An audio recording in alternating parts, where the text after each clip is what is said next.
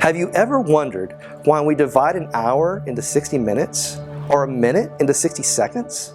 A base 60 numbering system is called Sexagesimal and has been around since ancient times, usually being attributed to the Sumerians in the 3rd millennium BC, who then passed it to the Babylonians and later the Greeks, who only used it for fractional numbers.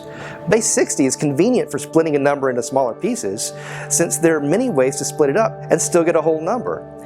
You can have 2 30s, 3 20s, 4 15s, 5 12s, 6 10s, and so on.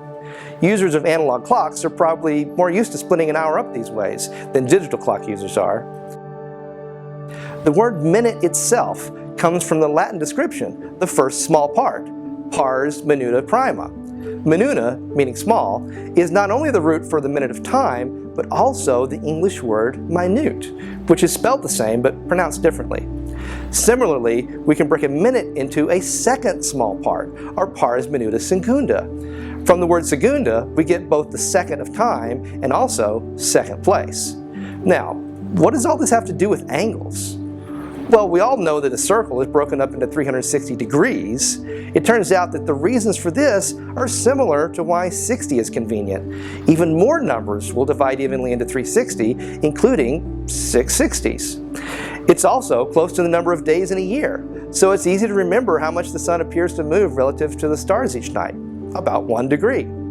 In the same way that the Greeks split an hour into its first and second small parts, they did the exact same thing with degrees of a circle. In modern times, we call these Arcminutes and arcseconds to distinguish them from the time units, but mathematically they work exactly the same.